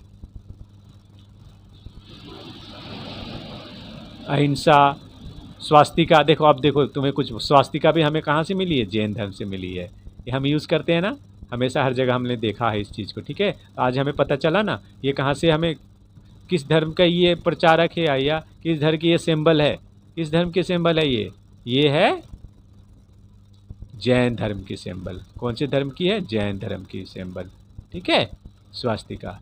तो ये था ना, पढ़ोगे लिखोगे तो बहुत चीज़ जानोगे, ठीक है। तो और देखो ये हमारा हो गया 3 ज्वेल्स, ये भी जैन धर्म की है। जिन इमेज, ये भी है। कलश, देखो कलश हर जगह यूज करते हैं ना हम लोग, कलश इमेज हर जगह यूज करते हैं, कलश इमेज। तो ये भी किसकी देन है, ये भी जैन धर्म की देन है। तो देखा, पढ़ोगे लिखोगे ना तो बहुत ऐसे चीज़ें जो हमें आसपास दिखते हैं और हमें आसपास की चीज़ों के बारे में ही पता नहीं रहता कि ये किसकी देन है। अब देखो यहाँ पर मैंने कुछ इंपॉर्टेंट क्वेश्चंस ले रखे हैं। हाँ, who was the father of, अच्छा देखो यहाँ पर देख लेना, बड़ा इंपॉर्टेंट है सब, यहाँ ये सारे क्वेश्चंस कर लेना और ज़्यादा कुछ नहीं है। Who was the founder of Jain, किसने जैन धर्म के फाउंडर कौन थे, तो जैन धर्म के फाउंडर कौन थे, महावीरा। हम, ठीक है ना, महावीर को ही हम मानते हैं, ठीक है ना। जो पहले थे ना 24, वो भी तीर्थरत्न थे फर्स्ट वाले, और लास्ट वाले 24 तीर्थरत्न कौन थे, महावीर थे, ठीक है ना। तो फाउंडर कौन हो गए, जैन धर्म के महावीर। उसके बाद देखो महावीर अटेन निर्वाणा 8, उनको कहाँ ज्ञान की प्राप्ति हुई थी, पावापुरी में, ठीक है ना। अब यहाँ बहुत सारे क्वेश्चंस है, आप लोग देखो, ये बताया था कितने होते हैं 24, ये जो क्वेश्चंस मैं बता दी यहाँ भी, तो हाउ मेनी, ये क्वेश्चंस आते हैं बड़ा। Question number 4, how many tirthankaras were there in Jain dharma 24, पता है अभी हम लोग पढ़ा ना। तो ये आप लोग देखो ना, यहाँ पे बहुत सारे क्वेश्चंस है, ये क्वेश्चन सारे आप करो, ठीक है। बहुत सारे क्वेश्चन यहाँ पर देखो, मैंने शॉर्ट क्वेश्चंस दे रखे हैं और ये जो 50 क्वेश्चंस है ना, ये इतना ही काफ़ी है, इतना कर लो ना, बहुत है, बाप रे बाप, ये बहुत, इतना कर लोगे तो बहुत हो जाए। देखो 1 क्वेश्चन, हुआ द 24 तीर्थरत्न कौन थे, अभी पढ़े थे ना, महावीर थे, ठीक है ना। उसके बाद देखो हुआ द अदर नेम, जैन का अदर नाम क्या है, महावीर के। तो बहुत सारे क्वेश्चन, कब जन्म हुआ, कब ज्ञान प्राप्त हुई, क्या हुई, देखो बहुत सारे क्वेश्चन यहाँ पर। टोटल 50 क्वेश्चन प्रैक्टिस क्वेश्चन है, और सभी के सभी आंसर पता है कहाँ है, इसी में है, इस इतने के अंदर में सारे के सारे आंसर्स है, इसके अंदर में सारे के सारे आंसर्स, ठीक है, इसके अंदर है सारे के सारे। तो आप उसको प्रैक्टिस करो, पढ़ो, ये बड़ा आपको बहुत हेल्प करेगा, ठीक है। 50 क्वेश्चन है, ये 50 क्वेश्चन है। तुम इसको मैं साइड करता हूँ थोड़ा, ये देखो ये 50 क्वेश्चन है, ओके। आप इसके एसेस ले लेना और इसको आराम से करो, एक एक करके कंप्लीट करो। अब जैन धर्म के इसमें आपको फिर से अलग से कुछ भी नहीं करना पड़ेगा, ठीक है। देखो नीचे में कुछ इंपॉर्टेंट टॉपिक्स दे रखा हूँ मैं, ठीक है। बस इतना ही जैन धर्म के बारे में, आप बाकी आप पढ़ना, याद करने की कोशिश करना, ठीक है ना। बड़ा इंपॉर्टेंट टॉपिक था। अब हम आते हैं, देखते हैं अभी कितना टाइम हुआ यार, कितना समय हो गया, 48, ठीक है। 1 घंटा क्लास करते हैं पूरा। बुद्धिज्म, अब आते हैं जैन धर्म के बाद आएंगे थोड़ा बुद्धिज्म, ये इंपॉर्टेंट है। हाँ, ये एक्चुअली ये टॉपिक मैं नहीं छोड़ सकता हूँ, क्योंकि हिस्ट्री में इसको कर लेने के बाद आगे बढ़ेंगे फटाफट कंप्लीट। बुद्धिज्म आप आते थे, जैन धर्म के बाद उस समय के जो महाजन पद हुई ना, जो किंगडम हो रही थी, उसके बाद ये 2 धर्म बड़ा ही सबसे ज़्यादा इनके अनुयायी थे, इनके फॉलोवर्स थे। जो आजकल हम टिकटॉक और उसके फॉलोवर्स नहीं बोलते हैं, उसी तरह के उस समय भी ये भी थे, ठीक है। तो चलो देखते हैं अब बुद्धिज्म के धर्म में क्या थे। ये भी है, ये भी वन ऑफ द ओल्डेस्ट है रिलीजन है, ठीक है। एक ही साथ तो दोनों पनपे थे ना, तो ये भी हम इसको भी one of the oldest religions के नाम से ही जानेंगे। और इसके फाउंडर कौन थे? Gautam Buddha. In the 16th century में गौतम बुद्धा ने, वो तो बुद्धिस्ट थे, ये गौतम बुद्धा ने इसके फाउंडर थे। इसके बारे में शायद आप लोग बहुत कुछ जानोगे भी, क्योंकि ये थोड़े ज़्यादा ही इनको हम लोग फेमस है, ठीक है ना। गौतम बुद्धा थे इनके फाउंडर बुद्धिस्ट के, ठीक है ना। सर्वम। अच्छा, उसके बाद देखो बेस्ड ऑन द किंगडम हो गया, नॉन वायलेंस। उनके एक्चुअली उस समय सभी नॉन वायलेंस, कौन वायलेंस थोड़ी ना करेंगे उस समय के जितने भी। Main goal is the suffering from the nirvana. Buddha reject authority the Vedas and के सिस्टम। देखो बुद्धिज्म क्या थे ना, वो रिजेक्ट अथॉरिटी ऑफ वेदास के जितने भी बुक्स थे ना उनको वो भी मानते नहीं थे। और कास्ट सिस्टम को भी, जो भी कास्ट सिस्टम अभी पढ़ा ना हम लोगों ने, क्षत्रिय थे, विष्णु थे, शूद्र थे, वो भी, उसको भी ये नहीं मानते थे, ठीक है ना। तभी तो इनके अनुयायी बहुत सारे वहाँ के लोग जो परेशान हो गए थे ना उन जातिवाद से, तो वो यहाँ पे इन रीजनों में घुसने लगे थे ना। Many country Asia. अच्छा, और ये देखो ये स्प्रेड हुई थी पूरे एशिया में, फैली हुई थी, फैल गई थी, ठीक है। चलो,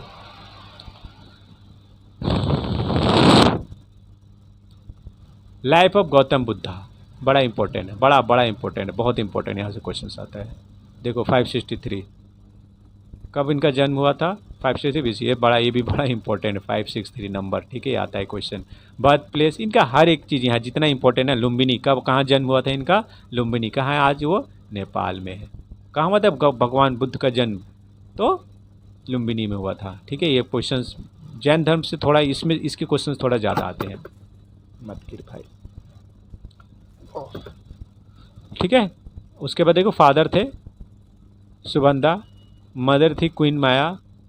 गोत्र भी दे रखा है भैया, मुझे अपना पुत्र पता नहीं क्या है मेरा गोत्र, ठीक है। सक्या। लेफ्ट होम, कब उन्होंने घर छोड़ा था? 29 साल की उम्र में उन्होंने घर छोड़ा। कहानी तो पता ही होगा, उन्होंने अपने एक छोटे से लड़के को, अपनी पत्नी को सोते हुए छोड़ दिया था। वही कहानी, वही वाले ये गौतम बुद्ध, ठीक है ना, ठीक है। और उनको ये जो था इंलाइटमेंट का मतलब क्या होना, उन्हें ज्ञान की प्राप्ति करती हुई थी, बोध गया में हुई थी, ठीक है ना। 35 साल की उम्र में उन्हें ज्ञान की प्राप्ति हो गई थी। मुझे लग रहा है ना ज्ञान की प्राप्ति, मुझे खुद भी समझ में आ रहा है। मुझे ज्ञान की प्राप्ति का मतलब जैसे कि हम आज 12th क्लास या ग्रेजुएट कंप्लीट करते हैं ना, तो बोलते हैं ना कि भैया आपने ग्रेजुएट लेवल कंप्लीट कर लिया था, आप ग्रेजुएट हो गए, आपके ज्ञानी हो गए, आप इसके बारे में इतना जान गए। तो मुझे लगता है कि ये जो है ना ज्ञान की प्राप्ति, तो उनको 35 साल यानी कि 6 साल के बाद, 6 साल वो ज्ञान को सीखा, उन्होंने बहुत कुछ जाना। उसके बाद उनको एक सर्टिफिकेट मिल गया होगा या उनको मान लिया गया कि इन्हें अब ज्ञान की प्राप्ति हो गई। हाँ, यही होगा, ठीक है ना। देखो इनलाइटमेंट, ठीक है। कब हुआ उनकी ज्ञान की प्राप्ति? बोध गया में उन्हें ज्ञान की प्राप्ति हुई, एज ऑफ 35 में। हाँ, अभी समझ में आया। देखा, मुझे भी एक चीज़ समझ में आ गया। अब देखो यहाँ पर फर्स्ट इन्होंने पहला सिमरन का मतलब उन्होंने ज्ञान की प्राप्ति तो हो गई, फिर उन्हें बताया गया था भैया अब आप अपनी ड्यूटी करें। तो अपनी स्पीच पहला उन्होंने अपना ज्ञान बांटा। कब बांटा? सरनाथ में। बहुत इंपॉर्टेंट है ये जो मैं आपको टाइम ले रहा हूँ ना इस चीज़ में, इसका मतलब है ही, सरनाथ में उन्होंने अपने पहले सेरेमनी दी थी। महापरिनिर्वाण कब? कुशीनगर। अच्छा, उनका देहांत कब हो गया था? ये देखो, हाँ, महापरिनिर्वाण कुशीनगर में उन्होंने अपना प्राण त्याग दिया था, ठीक है। कब उनका डेथ हुई थी? 18 ईयर्स में, 80 साल की उम्र में उनके प्राण चले गए थे। 563 में जन्म हुआ था और 483 में वो उनका देहांत हो गया था, ठीक है। तो ये जानना बड़ा ज़रूरी है, भगवान गौतम बुद्ध के बारे में थोड़ा हमें जानना पड़ेगा। तो ये यहाँ से क्वेश्चंस आते हैं, इसलिए मैं आपको थोड़ा बता रहा हूँ, ठीक है।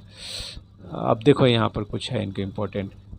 बर्थ लुम्बिनी, लेफ्ट होम छोड़ा उन्होंने, बोध गया में उन्हें ज्ञान की प्राप्ति हुई, पहला उन्होंने उपदेश सरनाथ में दिया और उनका देहांत कहाँ हुआ था? कुशीनगर। ये पॉइंट है, इसको आपको जानना ही पड़ेगा किसी भी हालत में भगवान गौतम बुद्ध के बारे में, ठीक है। ये बुद्धिस्ट, हम जैन के बाद बुद्धिस्ट के बारे में पढ़ रहे हैं। 4 नोबल ट्रूथ क्या थे उनके?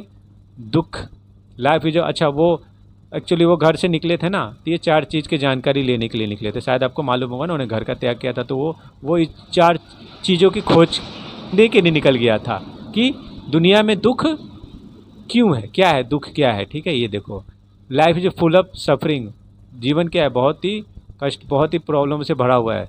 जन्म, बूढ़ा, बीमारी, डेथ, सेपरेशन, सोरो और सफरिंग, ये सब क्यों होते हैं, क्या है, ठीक है ना। दुख क्यों है, क्या है, उसके बारे में वो जानने के लिए निकल पड़े थे। कॉज, समुद्र, ठीक है ना। अटैचमेंट एंड इग्नोरेंस, क्यों किसी से इतने ज़्यादा अटैच होते हैं लोग।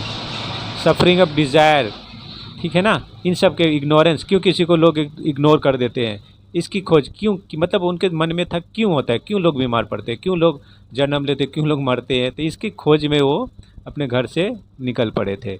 निरोधा, suffering can end when the desire ignorance and this is nirvana, nirodha के खोज में निकल पड़े थे। पथ, they way it suffering it is in path, ठीक है ना। मागा पथ, the way to end suffering is the important part, the way of end of suffering. इन सब की जितने भी इस तरह के प्रॉब्लम है उसका अंत कैसे होगा, क्या है वो रास्ता। ये जितने भी प्रॉब्लम हो रहे हैं ना दुनिया में, सभी फेस कर रहे हैं, इससे बचने के कौन सा रास्ता है, इस सब की खोज के लिए वो निकल पड़े थे। तो ये 4 चीज़ जो है, 4 नोबल ट्रूथ, सच्चाई, ठीक है ना। दुख, life is a full suffering, सच्चाई ये भी है। द कॉज ऑफ सफरिंग, ठीक है ना। ये 4 सत्य है, वो जान गए थे कि ये 4 सत्य है और इस सत्य को खोज करने के लिए निकल पड़े थे, छोड़े थे घर जो था हमारा, ठीक है ना। Right view. अब यहाँ पर 8 पाथ जो उन्होंने जो बनाया था कि राइट जो 8 पाथ है, सच्चाई जो है, ये चीज़ देखना ही पड़ेगा हमें। जैसे राइट व्यू, सही से देखो, राइट इंटेंशन, राइट किसी भी काम को करने के लिए हम पूरी तरह से सही उस काम को करना है, राइट इंटेंशन, पूरे एम के साथ उस काम को करो। मैं ये बता रहा हूँ, उनका बोलना था, उनका मानना था। उनका मानने का मतलब क्या होगा, बुद्धिज्म धर्मों का जो बुद्धिज्म को पालते हैं ना, उनका मानना है कि सही तरीक़े से देखना है किसी भी काम को, राइट किसी काम को करने के लिए एकदम राइट इंटेंशन होना चाहिए, सही तरीक़ा से उस काम को करो, एम लगा के तो पक्का होगा। राइट सही तरीक़ा से किसी बात को सच्चाई में बोलो, झूठ मत बोलो, ठीक है। Right action, right conduct good deeds, right किसी भी काम को करने के लिए सही निर्णय लो, सही तरीक़ा से life honest way, earn in a right and honest way. जो भी तुम जियोगे ज़िंदगी ना, उसमें जो पैसे कमाओगे सही तरीक़ा से करना और ईमानदारी से करो। राइट एफर्ट, सही पॉजिटिव, किसी भी काम को कर रहे हो ना, सही तरीके से पूरी ताकत से काम करो, ठीक है ना। कंट्रोल ओवर माइंड, अपने माइंड को जो राइट माइंडफुल कंट्रोल में रखना चाहिए, ठीक है ना। और अच्छे थॉट, अच्छे विचारों को आने देना चाहिए। राइट कंसंट्रेशन, मेडिटेशन, और अपने मतलब meditation and self control. Concentration का मतलब कि ध्यान, अपने जो भी अपने आप को कंट्रोल में रखना है, ये बड़ा इंपॉर्टेंट है। राइट तरीका, ये उनके 8 क्या थे, उनके धर्म में आने वालों को ये मानना पड़ता था, ये उनके विचार थे, ठीक है। बड़ा इंपॉर्टेंट ये सब क्वेश्चंस आते हैं कि कितने इन्फॉल्व थे, 8 थे, उनके 4 थे। ये सच्चाई, वो 4 जो है सच है, ये दुनिया का सबसे परम सच है और वो खोज में निकले थे। ये सब चीज़ आपको जानना पड़ेगा, ठीक है ना। अब बुद्धिस्ट काउंसिल, अच्छा हाँ, ये देख लो, बड़ा इंपॉर्टेंट है। बुद्ध के ने कहाँ पर स्टार्टिंग काउंसिल उनका कहाँ वो किए थे, मतलब पालन धर्म का जिए थे ना। पहला हुआ था फर्स्ट काउंसिल, कब दिया था, 483 अजात शत्रु में, प्रेसिडेंट में यहाँ हुआ था। कलेक्शन ऑफ टीचिंग है विन्यासपति का। सेकेंड में कलिसिका, अशोका, कनिष्का, ये सारे चीज़ है। जब वहाँ इन जगहों पे गए थे उस समय ये किंग थे, ये किंग थे, ये किंग थे, अशोक किंग थे, ठीक है ना। इन एरिया में पाटलिपुत्र में 250 BC में गए, उस समय वहाँ के राजा किंग थे और वहाँ पे उन्होंने अपना स्पीच इस तरह के स्प्रेड किए थे बुद्धिज्म का, प्योरिफिकेशन ऑफ संघा एंड स्पिरिट ऑफ बुद्धिज्म को। मतलब यहाँ पर ये लिखा है कि बुद्धिज्म काउंसिल, उन्होंने बुद्ध भगवान ने कहाँ पर किस समय बड़े बड़े काउंसिल जगह, जैसे आजकल हमारे मंत्री इधर जाके घूमते हैं, उधर जाके घूमते हैं, तो अपने बारे में बताते हैं ना, देश के बारे में। तो उसी समय ये बुद्ध धर्म का प्रचार करते थे। फर्स्ट पहली बार हो गए 483 में अजात शत्रु में, किंग थे उस समय। कहाँ गए थे, मखस्या में। उसके बाद गए ये जब किंग थे, ये पहले गए राजगीरा में, उस समय किंग थे कौन, अजात शत्रु। पहले फिर गए वैशाली में, कौन थे किंग, कलश। फिर उसके गए पाटलिपुत्र, ठीक है ना। और उस समय किंग कौन थे, अशोक, ठीक है ना। तो उस समय वहाँ उन जगहों में जाके, इन राज्यों में जाके बौद्ध धर्म की प्रचार करते थे। बस सिंपल से ये समझ लो, ठीक है। इसी को बोलते हैं बुद्ध काउंसिल। अब आ जाओ यहाँ पे,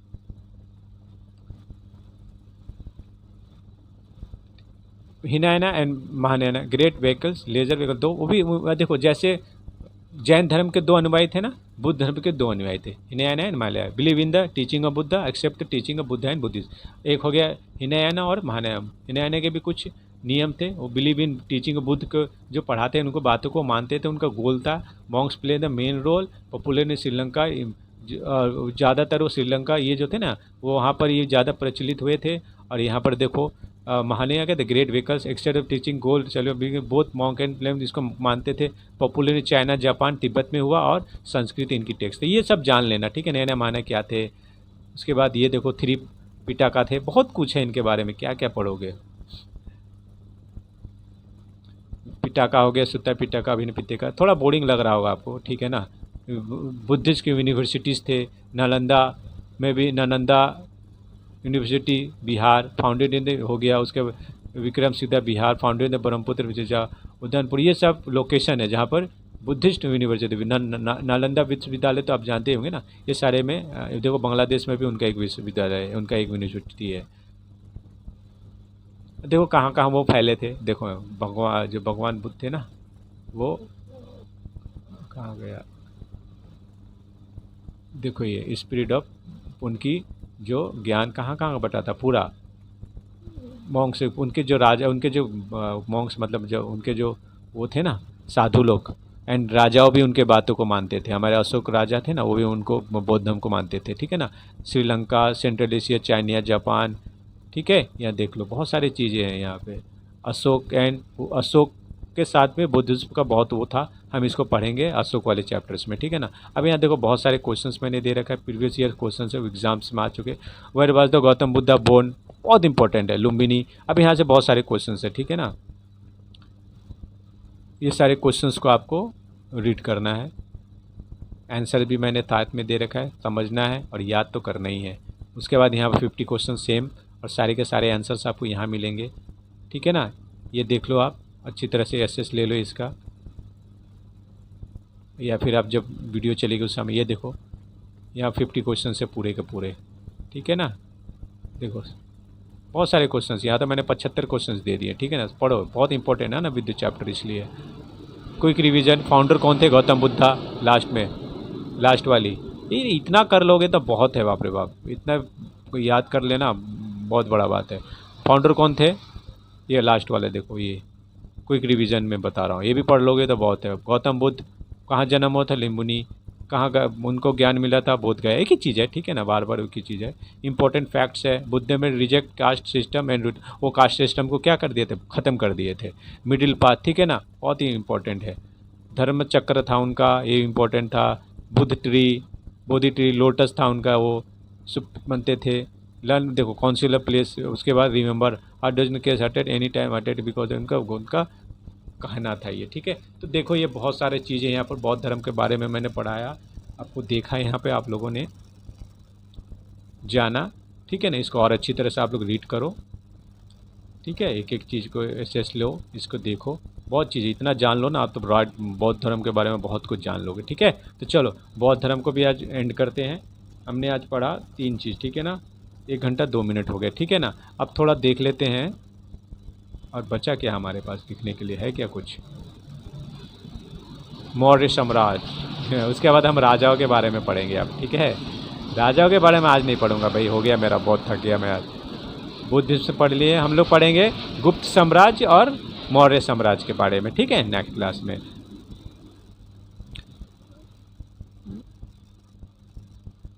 नेक्स्ट क्लास होगा हमारा, अरे यार एक ही चीज़ क्यों खोल रहे थे। नेक्स्ट क्लास होगा हमारा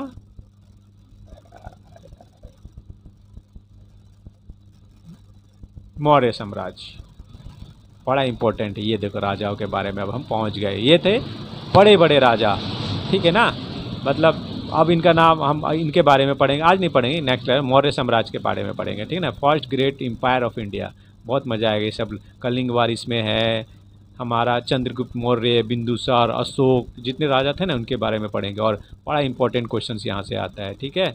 मौर्य साम्राज्य के बारे में पढ़ेंगे, गुप्त साम्राज्य के बारे में पढ़ेंगे, ये सब चीज़ के बारे में हम लोग नेक्स्ट क्लास में पढ़ेंगे, जो कि बहुत ही इंपॉर्टेंट है, ठीक है। ये गुप्त साम्राज्य होगा, साम्राज्य देखते हैं क्या है ये गुप्त साम्राज्य, ठीक है ना। इसके बारे में देखो आर्यभट्ट है, कालिदास, ये सब फहम आए थे, चाणक्य नीति, सब चीज़ पढ़ेंगे, ठीक है ना।